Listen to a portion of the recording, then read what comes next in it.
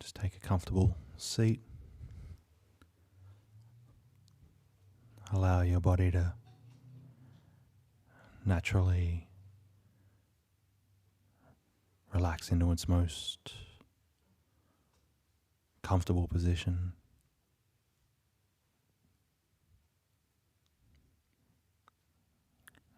Allow it to move and shift.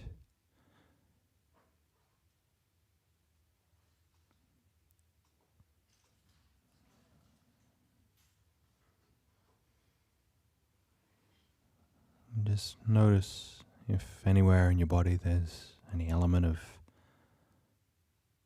tightness or tension or discomfort, maybe in your shoulders, your face.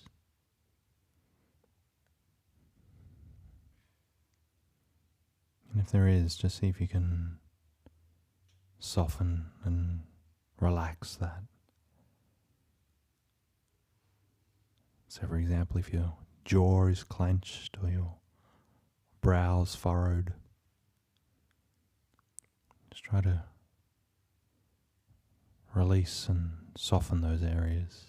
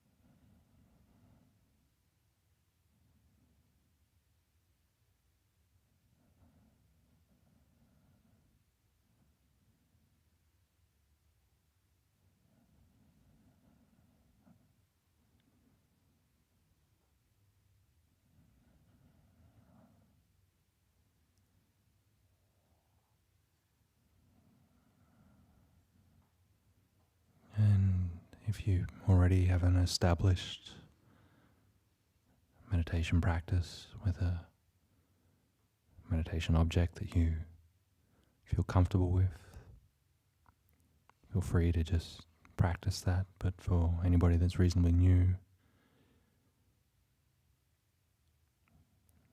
you can just simply start to pay attention to the feeling of the breath coming in and going out. Maybe at the tip of the nose,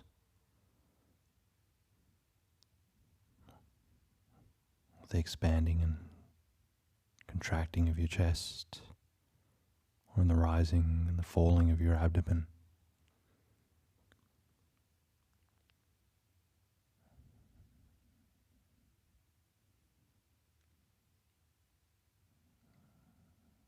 Simply put your mindfulness or your attention on this process.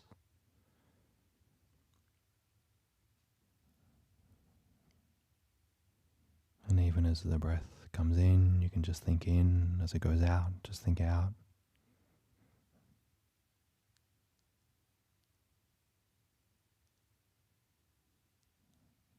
Just simply observe this normal and natural process. And whenever your mind wanders off, which it definitely will do, and this is okay, there's no need to worry about it, just simply return to the breath.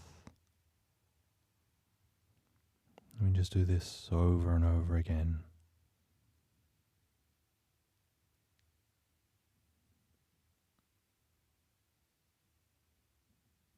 Just being patient.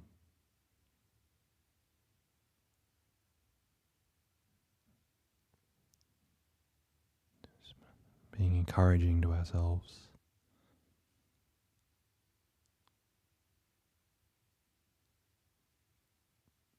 And doing it with ease and comfort.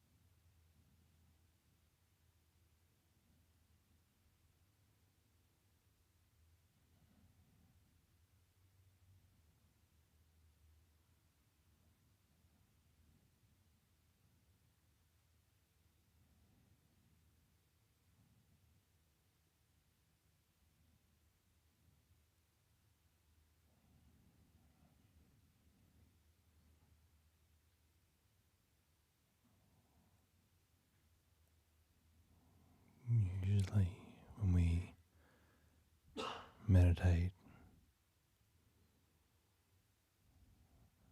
we often try to pull our attention towards our object.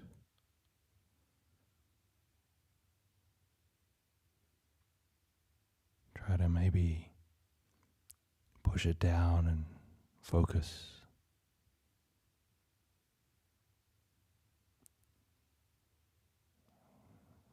See if you can instead just simply be aware of this object without trying to pull your attention towards it or force it down onto it.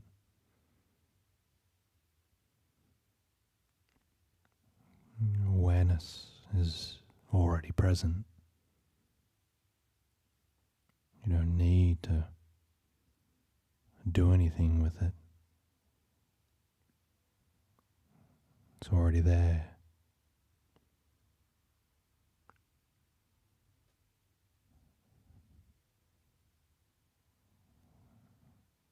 See if you can simply just be aware and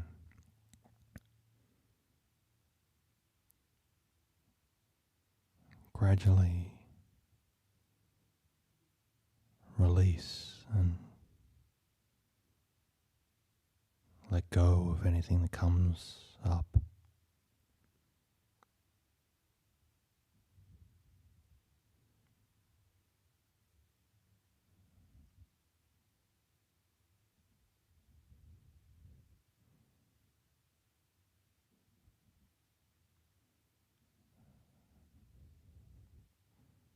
Without any effort or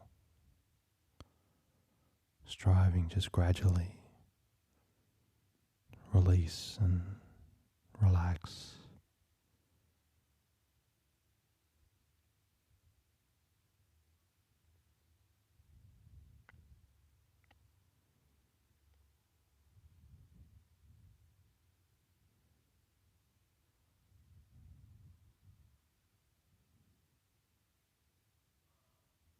And allow your awareness just to simply rest.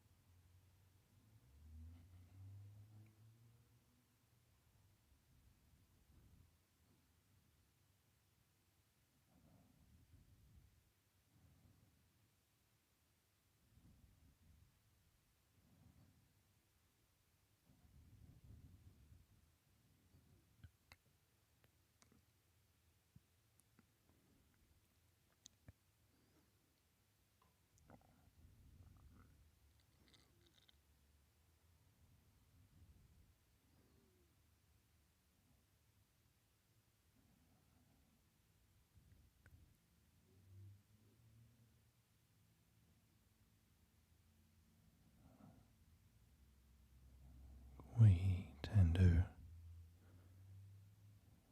constrict and close our attention around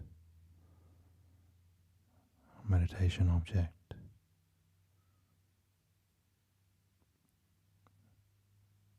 But what would it be like if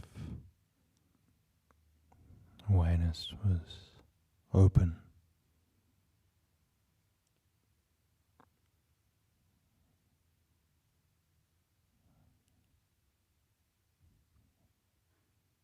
What would it be like if the mind was open and free?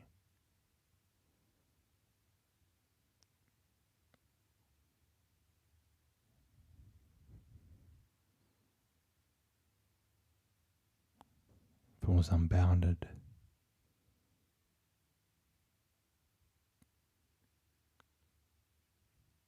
If it was completely at rest?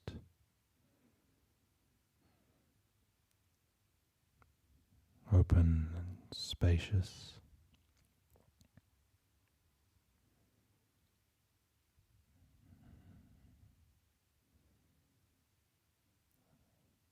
What would it be like to rest in that openness and not have to do anything?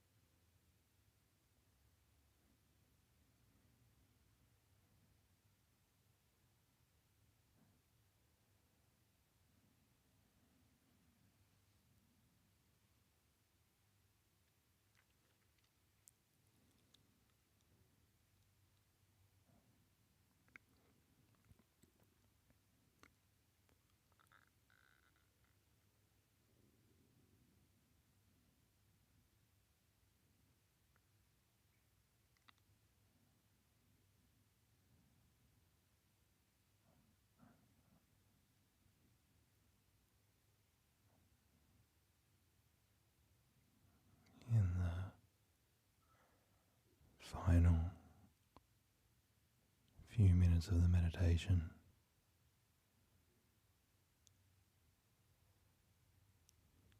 Just see if you can drop your attention down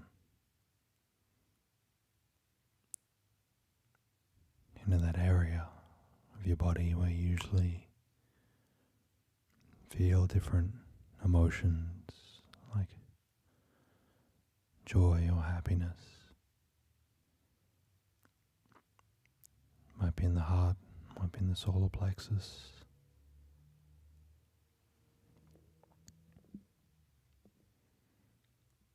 Just allow it to settle there for a few moments.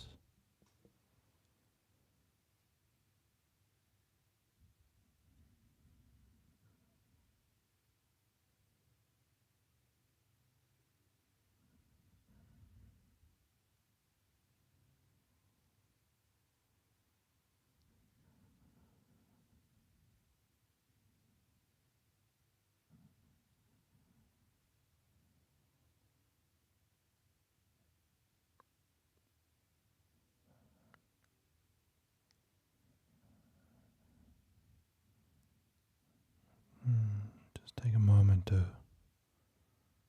reflect on your own existence, your own life.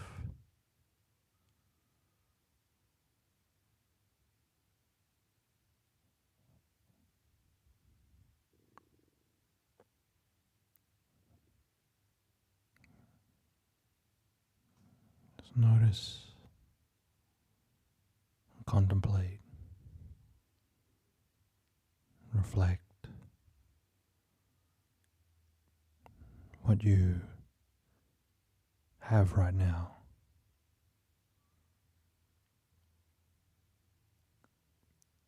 What your life is like, even though there might be some suffering there. How fortunate your existence actually is. The situation that you're in.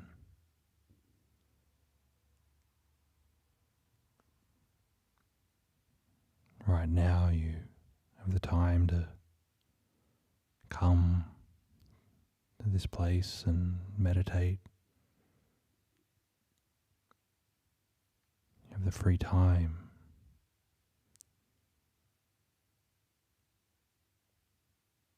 to actually do this. There's nothing external stopping you from this.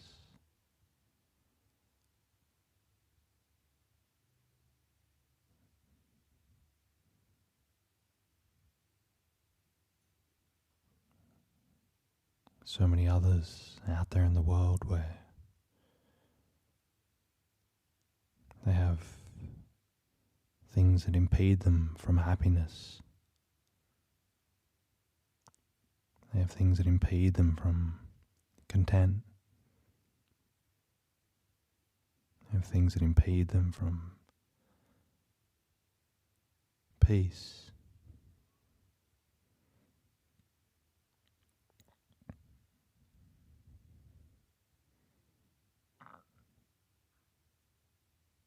Look how fortunate you are.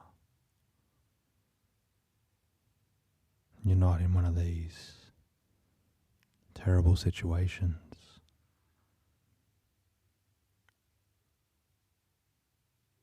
You don't have a terminal illness. You're not in danger.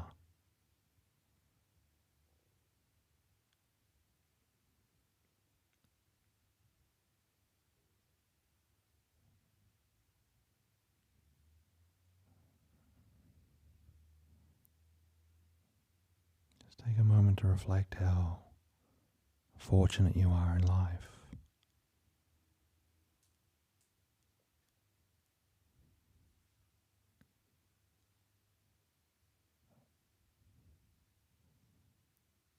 If any small thing had changed, your life would be extraordinarily different.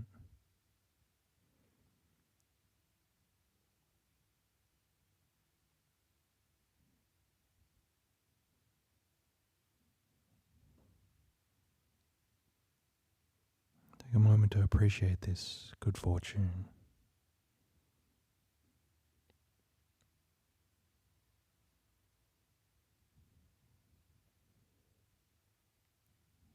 See if it brings a spark of gratitude into the heart.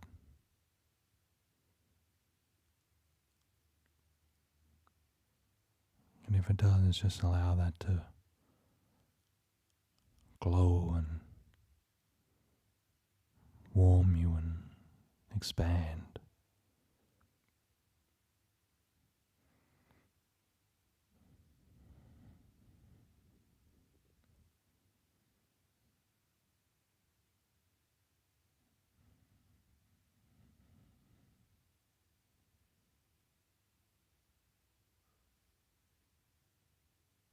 You can even repeat in your heart, I'm grateful for this thing, whatever that is.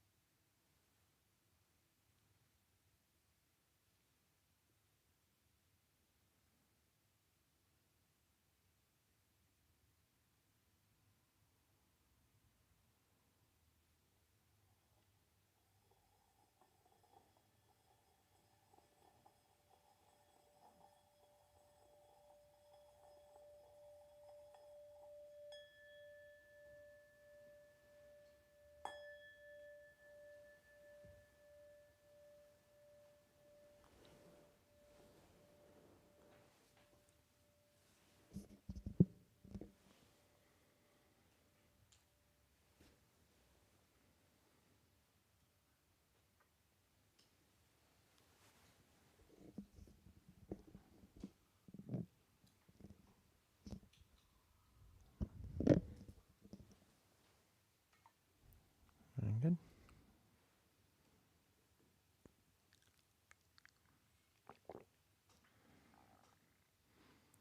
That's good. You're all sat nice and still. Some nights you have people that fidgeting around kind of thing. You're all nice and still tonight. It's a good thing. It's encouraging.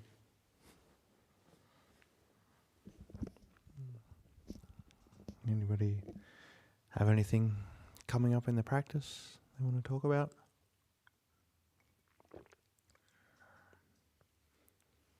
Any questions? Yeah, John, we have a question carry on from yesterday's talk. Okay. Is there it's any? about meditation as well. Yeah. Okay.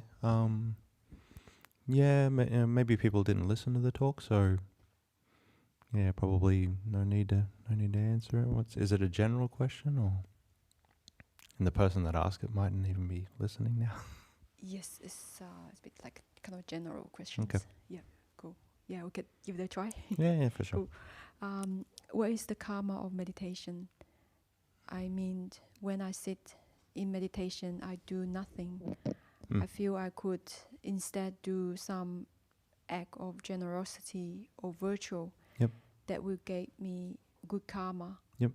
But with meditation, I have doubt if I'm doing good karma. Yep.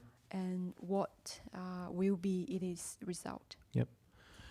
Yeah, so, karma is incredibly complex, and we make different karma that does different things. And so there's karma that you can do in the world, there's karma you can do as acts of goodness, acts of generosity, acts of kindness, acts of helping people. And this is a particular kind of karma that you can do So that is one kind of karma, and it leads to having a particular kind of life. But there's another kind of karma that you do from meditation, and it develops this whole different kind of karma. It develops the karma of being able to have insight into your existence, or to calm your mind in some way, or to bring up joy from simply just being as you are. It brings up wisdom of seeing our existence in a particular kind of way. So it does build a different kind of karma. So while it might seem passive in some kind of way, in that you might not be physically doing anything out in the world and making a particular kind of karma, you're actually through this aspect of through this practice of trying to train your mind in some way, you are making good mental karma. We have to remember there's different kinds of karma. There's bodily karma, and there's also mental karma. And the mental karma that we make through practicing meditation enables us to go against some of the very kind of negatively ingrained habits that you might have in the mind. So you're building a different kind of karma. It's a very useful kind of karma, but on a tangible outside level, you might not see the immediate results of that. So sometimes it can feel that practicing meditation, I'm not really doing anything. I'm just sitting here. Nothing's happening.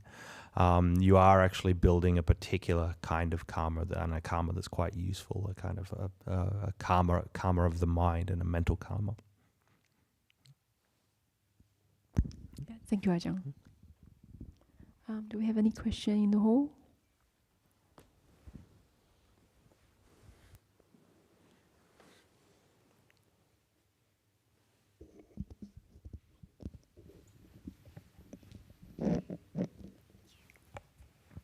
Hello, Bhante. Hey. I have a question about the meditation object. Yep.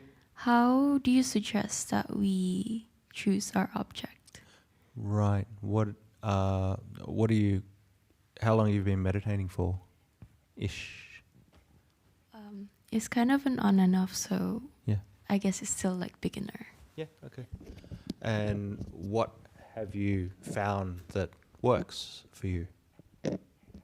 I'm just currently focusing on like the breath, and also trying to, I guess, repeat the phrase, I hope that all beings are happy. Yep. Okay, cool. Yeah, so the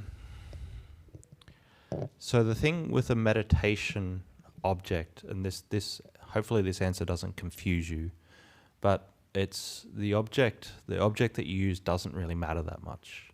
What matters is the kind of skill that you do, the meditative skill that you develop of developing mindfulness and bringing your awareness and your attention back to that object. So it's the actual skill of the activity that you're doing, as opposed to the actual object. Now, what do I mean by that? So say, for example, you can put your awareness, you can put your attention on the breath, or you can put your awareness or your attention on the phrase, may all beings be well, and all these kinds of things. Now, so the object is either the breath or the thought, may all beings be well.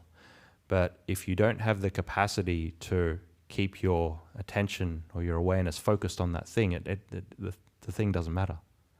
So if you're always sort of wandering off in this kind of, just wandering off, then whatever object you're paying attention to doesn't really actually matter that much.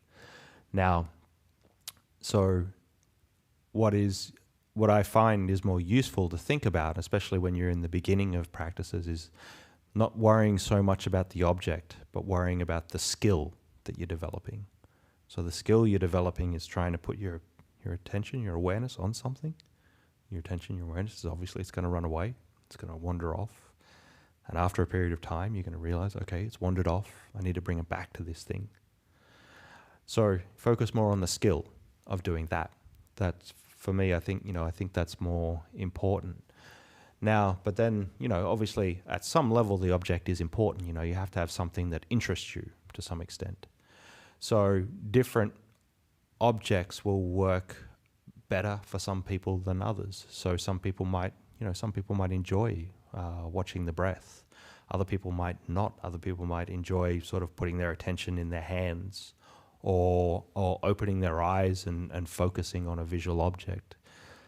Different people like different things. So you do have to, in the start, just test things out, see what works. See what grabs your attention. So again, this whole aspect of developing this skill that we can keep our attention, our awareness on something, we also have to be interested in that thing. We have to be, and if we are interested in that thing and this thing holds our attention, then that's like the right object for us. So the whole process of picking a good object for yourself, it is a little bit of trial and error. It is a little bit of trial. It's like, I try this thing, it works. Maybe if it works well and it makes your mind calm, yeah, good, great. If it doesn't, that's okay. You try it out for a little while, it works, it doesn't work, it's okay. So the thing to remember though is that, just because one object doesn't work for you, it doesn't mean that you're not good at meditation or something like that. It just means that this object probably doesn't suit your personality. So you just try something else. So really the big thing, as I said, and I say it and hopefully it's not confusing, is like the object doesn't actually really matter that much. It's that skill we learn, that skill where we're learning to just bring our awareness, our mindfulness back to this thing over and over and over again. That's really the thing you want to do. I've been meditating now for like a very, very long time, and that's all I do. I do the same thing now as I did the first day I started meditating. I put my awareness on something, it wanders off, and I bring it back to that thing. Doesn't matter if I'm looking at the breath, looking at the body, looking at the, contemplating impermanence or something like that. I'm doing the same thing. Put my attention there, wanders off, I bring it back to that thing. So that's really the skill that you have to develop, and then the rest of it actually just falls into place. The rest of it becomes easy. Does that make sense? Or okay, good. Thank you. If you don't mind, I have another question. Yep. Is there a proper form for meditating, or does it differ depending on the person themselves? Sorry, what do you mean by a form? Because some people prefer like lotus pose or stuff like that. Oh, like the position that you sit in. No, it doesn't matter at all. You can sit on a chair. Like, you just have to find something that's comfortable for you. So look, some people, it's, Susan, you're going to be old, you're probably not sitting on the floor anymore. I do sit on the floor sometimes. But I have a bit of a problem now because sometimes then I can't get up. Yeah. And my knees get stuck. Yeah. Go into the whole story, but they do sometimes get stuck. Yeah. So I have learned to be very comfortable practicing on a chair. Yeah. When my knees are not feeling good. Yeah. So anything is good. My only thing would be keep your back straight. Yeah, exactly. Yeah. So look. Sit in a chair. Don't lean on the chair like this. Yeah. So yeah, it's look, it doesn't really matter so much the position that you're in, as long as it's comfortable for you, and it's like, as long as if you've decided, look, I want to sit meditation for 20 minutes today, just find a position that's comfortable for 20 minutes. And look, again, the position, even the position of your body is not that important. You can walk meditation, you can stand meditation, you can lie down and do meditation. So while seated meditation is good, you can meditate in all essentially you can meditate in all postures. Just have to find something that works well for you. The only thing I would recommend is at the start you don't try too much lying down meditation. You try it before you go into sleep, but don't go, my whole thing's going to be lying down meditation and that's what I'm going to do. Most of the time you just end up falling asleep. So a bit of sitting is good, and like Susan said, like just at least trying to keep your back straight. That's sort of that's really just the main thing. Everything else is sort of ancillary. So yeah. Thank you, Bhante. No problem. Yeah, there's a question up the back.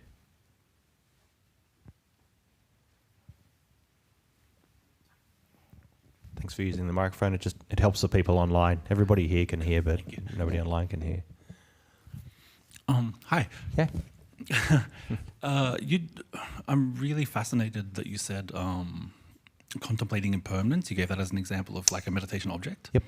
I'd love to hear a bit more detail about what that process is like for you. Like, and what I mean by that is, do you literally just focus on the concept itself and then allow more thoughts about it to come? I mean, basically like just thinking about it and its application and blah, blah, blah, right? Yep. Like, is that how it works for you? So it can be really varied. So you can do it in so many different ways. I think the only like limit to contemplating impermanence is your own sort of creativity and imagination with these things. Oh, sorry, to clarify, I don't mean impermanence specifically. I mean contemplating anything. I imagine that goes against having a still mind. Oh, okay, yeah, right. So the question is more about how does one contemplate while meditating? Yes, thank you. Yeah. Okay. Perfect. Yeah. So we can. So at the start, you might have to compartmentalize. So by that, what I mean is, say for example, you're sitting meditation for half an hour, and you might go, well, I'm going to sit and I'm going to, whatever your regular meditation object is, watching the breath or whatever it is. You might go, well, look, for 20 minutes, I'm just going to sit here and watch the breath. I'm just going to do that for 20 minutes, but then I've got another 10 minutes. And then so that 10 minutes, you might go, well, okay, great. My mind's calmed down a little bit. I'm actually going to do some like contemplation. And then you move into a different mode. You move into a different mode of actually contemplating something. So you might contemplate impermanence. Whatever it is, you might anything. You can contemplate anything, but it's more like compartmentalized in different time periods. So you start by doing that. And then what will start to happen in time is you'll more start to naturally go into this modality of like, right now feels more appropriate for the mind to calm down. So, you sit and it's like, okay, yeah, the mind just naturally will go into a bit more of a kind of stillness. Then you'll start to realize it rises up a bit and things are becoming a little bit more active. It's like, okay, this is the time that I contemplate a little bit.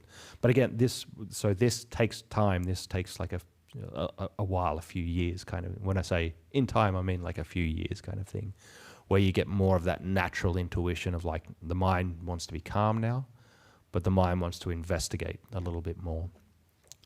So it can become a little bit more intuitive like that as you go through in the practice. There will also become a point even further down the track in the practice where it just becomes automatic. You just know what to do. You just know, okay, now there's like a power in the mind because the mind's been still for a period of time. So I have that power there to investigate this thing, like the sort of the elemental properties of the body or something like that. And it'll just move automatically going between like calm and then also investigating as well. So, but at the start, it's good to sort of structure it. You can set aside times of like, okay, well, I want to try this kind of contemplation out. I want to contemplate impermanence. I want to contemplate, dependent co-arising or something like that. I want to do that for a period of time. So yeah, you can sort of compartmentalize in that way, but and eventually in time it will just get a little bit more natural when you should do it. Also, another, the final sort of piece of that puzzle, when you do get a little bit more proficient with these things, you can just be sitting and then all of a sudden, say for example, you might be focusing on like developing calm. The mind might be getting calmer and calmer, but then sort of something comes up. It's like, oh, hang on, that's interesting. But I already, I have that sort of base, I have that stillness there kind of thing. But something comes up and it's like, oh, hang on, this is interesting. I can investigate. What's this phenomena that's arising? What's this? Maybe it's a kind of specific feeling in the body. It's like, hang on, what's this thing? and you just sort of, you investigate it for a while and you probe into it and you examine it kind of thing. And when sort of the energy runs out of that, or the thing just sort of dissipates or whatever, it's like, okay, I go back to the my normal method of meditation. So it can be, sometimes, it can be a little bit more intuitive, a little bit more dynamic, where you just notice something. So, oh, hang on, that thing is really interesting. The only thing you don't want to do when you're just starting with this stuff is you don't want to be jumping too much. You don't want to be going, okay, cool, well, I'm sitting here and I'm sitting here. Oh, this is cool, I'll investigate this thing. Oh, no, actually, I should maybe let's calm my mind down. Oh, maybe actually, no, I'll jump in and investigate. Try to structure it a little bit.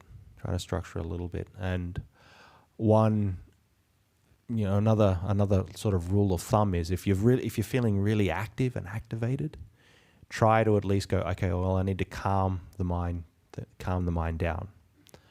The other side of things, if you're feeling really dull and tired and lethargic, actually that's a time when you go, actually let's try sit for 15 minutes and investigate impermanence, sort of just to bring up a little bit of energy. So we can use investigating and calm as a bit of like counterbalance for potentially the way we might be feeling that can sort of help. The last sort of piece of that puzzle that I'll put into that, like the two actually end up supporting each other. So while I'm saying now, it's like, try and do one, then try and do the other. In time, what happens is they really start supporting each other. So the better your contemplation and your reflection gets, the deeper your meditation, the deeper the calm, the deeper the tranquility will become. The deeper the tranquility becomes when you turn that to contemplation, the contemplation becomes deeper and more profound and more clear. And, again, they start to really work off each other and they work in unison. So, it's something that is really, really useful because, look, there's times where it's easy to calm the mind down. It's times where it's not so easy to calm the mind down. So it's actually good to reflect on these things, and we can also sort of test our understanding of things as well. So does that make sense? Or yeah, it does. Yeah, cool, yeah. Perfect. Thank you, Ajahn. That's so helpful and fascinating as well. All right. Anyone else maybe got one? We've probably got time for one final question. Is there one online or? No online questions. No, okay.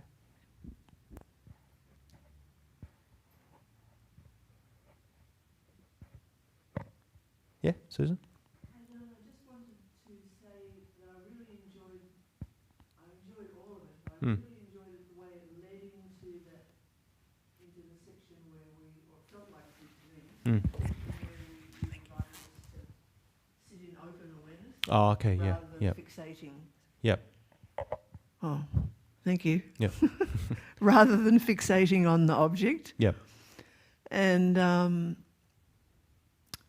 I was wondering, is that, I don't know quite how to word this without sounding really silly, but hopefully is that something we can take with us into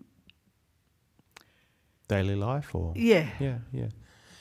Yeah, so cultivating that way of being is that what you would suggest?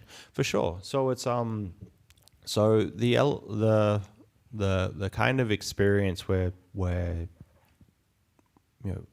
looking at like developing with that is that usually most of the time when we're meditating we're sort of trying to constrain our focus onto something. There's a sort of a meditator up here in the head trying to focus down on this thing. And this is useful at certain times, but then it's also useful sometimes to just like really open up and go, just awareness is something that is naturally there anyway.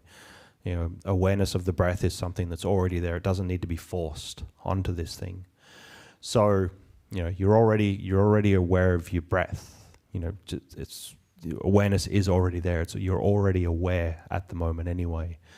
So instead of like constraining it, just sort of opening it up, and this element of, or this kind of state of just trying to open things up, you start to naturally just let things sort of dissipate and dissolve. So any kind of thoughts and things that come up in the mind, it's like if they're coming up in this open space, it just sort of comes and goes. So now, can we use this in our daily life? Yeah, for sure. So this element of, just being very open and just allowing things to, in some kind of way. Most of the time when we move through the world, it's like things stick to us.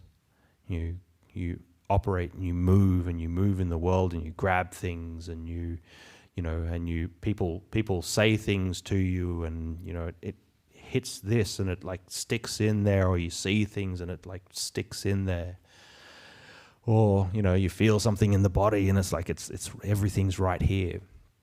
But if we practice this constant reflection and contemplation, just open up, just allow things to open up instead of being so contracted. Just allow things to open and, in a way like deconstruct in some kind of way. When we move through the world, things just sort of move through us. They don't sort of come in and stick. It's just appearance. This is just appearances, and you can just, the more you do this, the more that you start to release things. People say things, images come into your eyes, and so you're just sort of releasing it as you going along. There's nothing sort of like sticky there. It's just something that just comes and simply just dissipates. It's just an appearance that comes. So we can use it, and at points we might have to, like with the contemplation, we might have to remind ourselves, it's like, just be, open, just open up.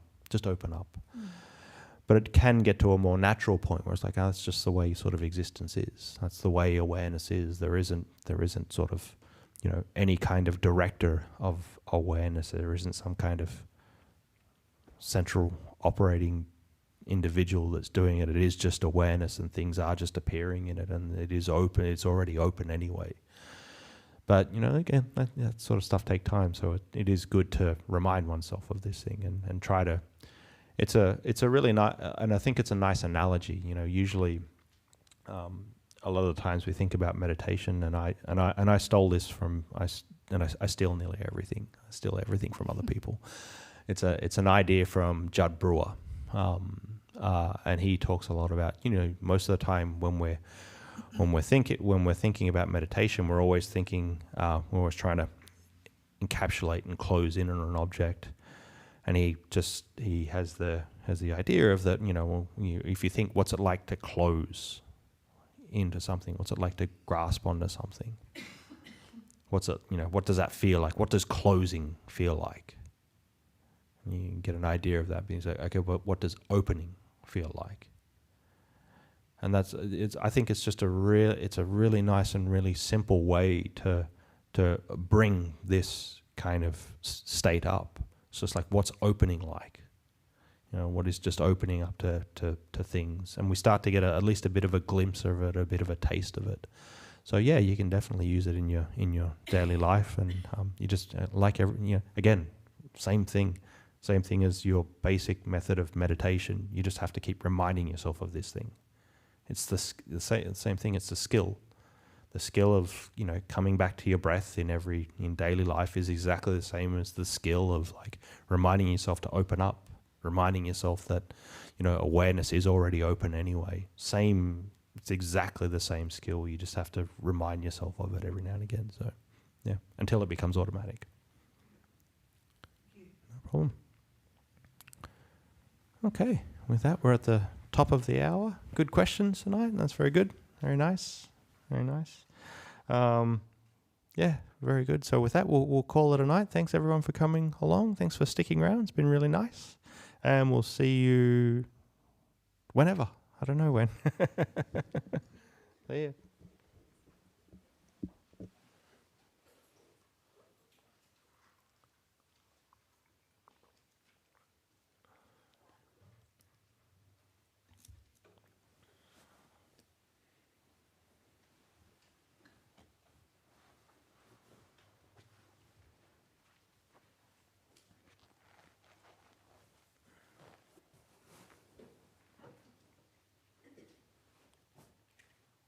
Hey, Susan.